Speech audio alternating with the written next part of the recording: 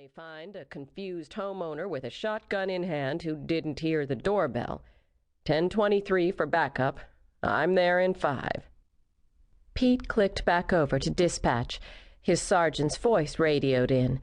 998 is 1051 to 8362's location from UM. UM was the University of Miami. The campus was only a few miles away. Pete checked the rest of the ground floor windows and the backyard sliding glass doors before walking back around to the front of the house. Next to the tricycle, he spotted a spilled tub of sidewalk chalk. The black night sky had begun to warm to periwinkle, and the birds hidden in the oak tree started to wake up and chirp in the soft darkness. He tried the front door again. Still no answer. A cold, anxious feeling spread through his bones as he waited on the porch. It seemed like a lifetime, and definitely more than 5 minutes before he saw the squad car pull down the street and park at the curb.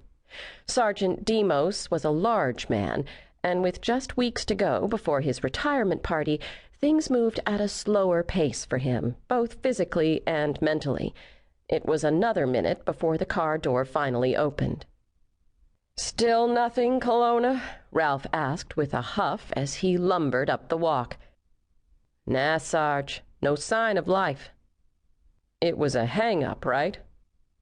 Pete nodded. "Dispatch said it sounded maybe like a kid." Yeah. Could be a prank," Ralph said, scratching his head as he looked up at the dark windows on the second floor. "Great. Everyone's in bed except for Junior. Kid's sweating it out right now, watching us from behind Bugs Bunny curtains. Line's alive, but no ringing. No one's answering the door. I got a feeling, Sarge."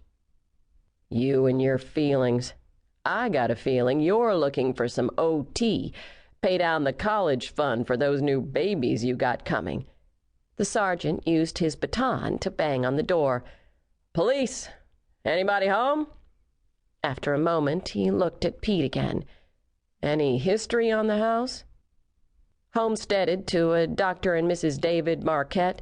Dispatch didn't say nothing about a history, and I know I ain't been here before," Pete said, looking around at the stately homes that lined the block. "Nice hood." "Don't let the address fool you, Junior. O.J. lived in Beverly Hills." "Actually, I think it was Brentwood." "Same damn difference. The point I was trying to make was domestics happen everywhere. You'd do good to remember that." Ralph sighed. "A little kid? All right. Minimal damage. Take the pain. City's paying for it, so don't go Rambo." Using his flashlight, Pete broke out one pane of the frosted, etched glass that framed the front door, reached in, and unlocked the lock. If it was a kid messing around, he was probably shitting his drawers right about now. "Police! Everyone okay in here?" Pete yelled into the dark house. He pulled his Glock and stepped inside, his sergeant breathing like a porn star behind him. Shards of glass from the window pane crunched under his feet. He shone his flashlight into the room. 20-foot ceilings loomed over an elegant living room. A staircase zigzagged alongside a wall, and an ornate iron railing stretched across an overhead balcony. Past the balcony and down the upstairs hallway, Pete could see a light. "Police!" he yelled. They moved quickly through the first-floor rooms.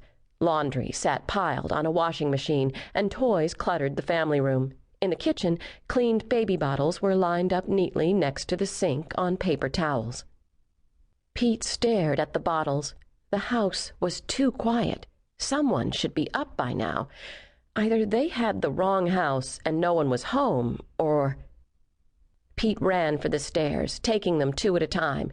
Behind him, he could hear the labored breathing of his sergeant as he tried to keep up, the jingle of the cumbersome equipment belt under the Sarge's belly, the heavy click of his heels on the stone steps.